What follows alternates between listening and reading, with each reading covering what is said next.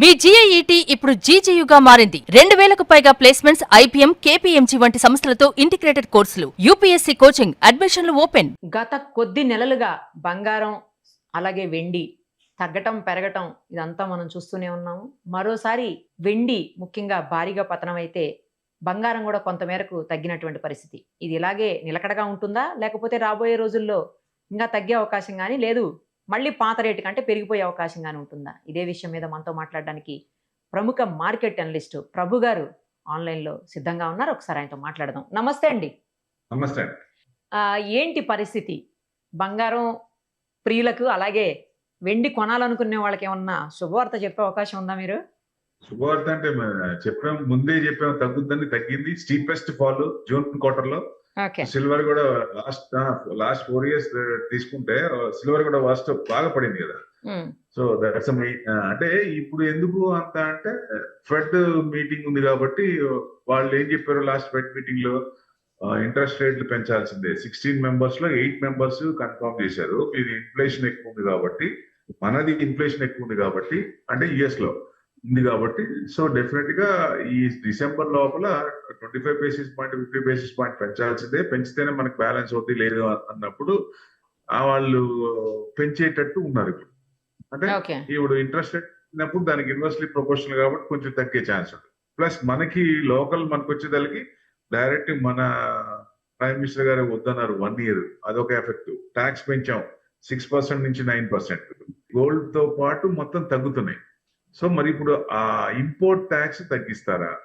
6% 15% చేశాం, 9% ఎక్స్ట్రా. దాని మూలంగా కొంచెం ఎక్కువ మంది ఇన్వెస్ట్మెంట్ యాంగిల్లో కొంత పర్సంటేజ్ తగ్గింది. యూసేజ్ మామూలుగా అర్జెంట్ ఉన్న వాళ్ళు కొనుక్కున్నారు, కొంతమంది ఆగారు కూడా. ఇన్వెస్ట్మెంట్ యాంగిల్లో కానీ కొనుక్కుందాం అనుకున్న వాళ్ళు ఆగారు. 80% ఆయన మాట విన్నారు. సో ఇప్పుడు తగ్గుతుంది. క్రూడ్ ఎలా తగ్గుతుందో గోల్డ్ కూడా తగ్గుతుంది. ఈ రెండు ఇండియాకి మంచిదే కదా. సో ఇప్పుడు మరి ఒరిజినల్ రేట్స్ కి ఆ రేట్స్ అంతకుముందు పెంచిన రేట్లకు ముందు ఉన్న రేట్లు వస్తాయా? ఇప్పుడు ఇవి కూడా దీన్ని కూడా అలా చేయాలి కదా, మరి ట్యాక్స్ తగ్గించాలి కదా. మళ్ళీ 6% రావాలి కదా. ఎందుకు చేయరు? మీరు మీరే చెప్పాలి మార్కెట్ అనలిస్ట్ గా, ఎందుకు చేయట్లేదు? ఎందుకు చేయట్లేదంటే ఇప్పుడు అన్ని పెరిగిపోయినాయి. ఇప్పుడు సపోజ్ క్రూడ్ పెరిగిందని చెప్పి మొత్తం మీకు ప్రతి వస్తువు ప్రతి ఐటమ్ మీద రేట్లు పెంచారు. ఇప్పుడు మరి క్రూడ్ దాదాపుకి వచ్చేసింది 72. మన వార్ స్టార్ట్ కాకముందు ఏ రేట్ ఉందో ఆ రేటుకి వచ్చేసింది. మరి ఇప్పుడు తగ్గించాలి కదా. ఇప్పుడు మేము తగ్గించమని అడుగుతున్నాం. ఇన్వెస్టర్ కమ్యూనిటీ ఎప్పుడు తగ్గించమని అడుగుతుంది. సో మీకు తగ్గిస్తే అమౌంట్ మిగిలితే మిగతా వాటి మీద రొటేషన్ అవుద్ది, అదర్ ఆర్టికల్స్ మీద పర్చేజ్ అవుద్ది. అప్పుడు ఇంకా మంచిదే కదా. సో డెఫినెట్ గా అది పాజిటివ్ పాయింట్. సో ఇప్పుడు తగ్గించాలి అంటే ఇప్పుడు ట్రెండింగ్ చూస్తే ఇంకా కొంచెం తగ్గేటట్టే ఉంది. ఇప్పుడు మీకు దాదాపుగా 165 నుంచి 140, ప్రెసెంట్ 140 164, అంటే 140 to 150 అనుకుంటే 140 164 దాకా వచ్చింది MCX లో. అలా జస్ట్ నామినల్ గా 400 points ప్లస్ లో ఉందండి. సిల్వర్ చూస్తే 2,13,900. అంటే కొంచెం తక్కువ ఉంది సార్.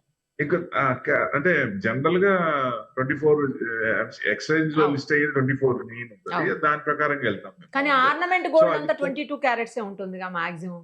22. ఇప్పుడు 22 ఏంటి మీకు ఇంకా తక్కువలో కూడా వస్తున్నాయి. సో ఇక్కడ కూడా ఒక పాయింట్ ఏంటంటే, ఇప్పుడు సపోజ్ మీరు గోల్డ్ షాప్ కి వెళ్ళారు, నేను 22 carat కంటే తక్కువ చూపిస్తాను అక్కడ, మీరు గుర్తుపట్టగలరా? తెలీదు.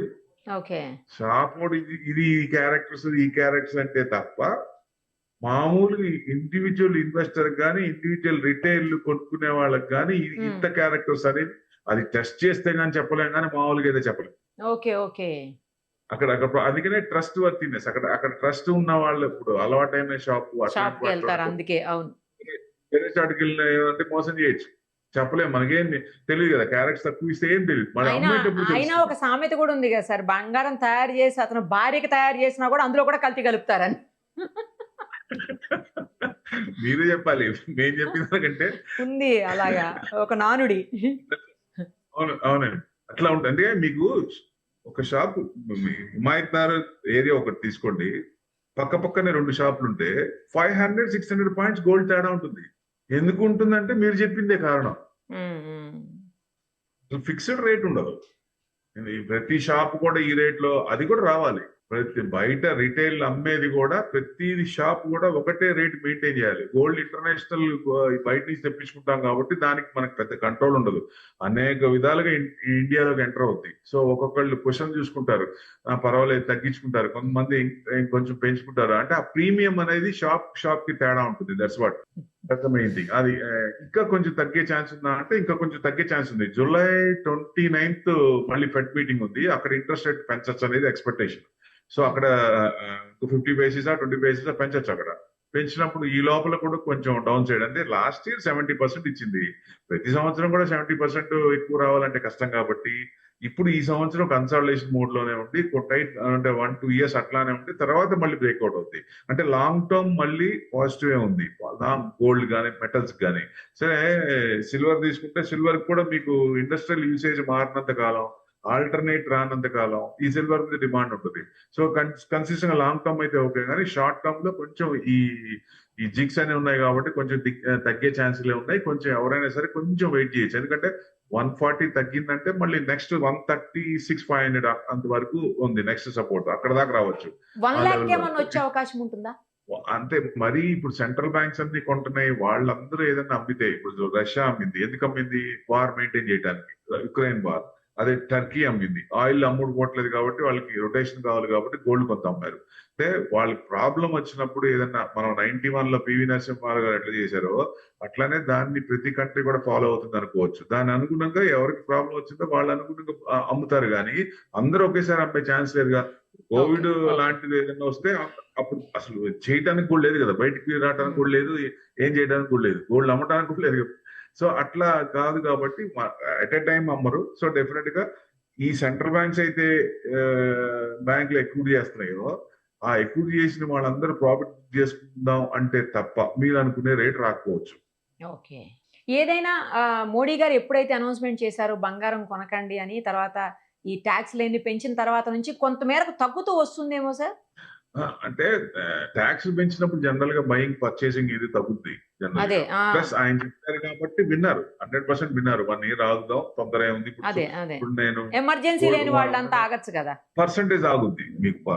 ఇక్కడ గోల్డ్ షాపుల్లో కూడా రీప్లేస్మెంట్ కే ఉంది, పర్చేసింగ్ పవర్ తగ్గింది. ఈ షాపులు కూడా మీరు అడగచ్చు, షాపులన్నీ కలకల్లాడుతున్నాయి కదా అని. గోల్డ్ షాప్ ఎప్పుడు కలకల్లాడుతూనే ఉంటాయండి, పెరిగినా తగ్గినా. గోల్డ్ రీప్లేస్మెంట్ అంటే పాట తీసుకొని యాడ్స్ అన్ని అవి తగ్గిన, ఎందుకంటే రీప్లేస్మెంట్ ఉంటాయి, కొత్త ఆర్నమెంట్స్. ఈ సంవత్సరం ఉన్న ఆర్నమెంట్స్ నెక్స్ట్ ఇయర్ ఉండవు. వాటి కోసం రీప్లేస్మెంట్ చేసుకొని balance amount they are willing to pay. So అట్లాంటి పర్సెంటేజ్ ఎక్కువ ఉంటుంది. పర్చేసింగ్ రేట్ ఉన్నప్పుడు ఎక్కువ మంది కొనరు, బాగా ఉన్నప్పుడు. తగ్గుతున్నప్పుడు కూడా కొంచెం ఆగుతారు, ఇంకా తగ్గుతుందని. తగ్గే ఛాన్సే ఉంది. 100% కొంచెం ఇది ఉంది కాబట్టి, ట్యాక్స్లు ఇంట్రెస్ట్ రేట్ పెరుగుతాయి కాబట్టి కొంచెం తగ్గే ఛాన్స్ ఉంది. అందరూ కూడా కొంచెం వెయిట్ చేసి, టైం ఉంటే కనుక వెయిట్ చేసి చేయొచ్చు అని ఉద్దేశం. ఎందుకంటే ఇంటర్నేషనల్ కూడా 4,000 ounces కట్ అయితే నెక్స్ట్ వచ్చేసి 3,600 దాకా ఉంది. సో నెక్స్ట్ $3,600 అంటే ounce. మరి ఇక్కడ కూడా కొంచెం తగ్గచ్చు కదా, మీరు 130 to 140 తీసుకోవచ్చు next leg. So box theory లాగా 10,000 బాక్స్ థియరీ తీసుకుంటే ఇప్పుడు 140 to 150 అనుకుంటే మనం 140 దగ్గరికి వస్తున్నాం.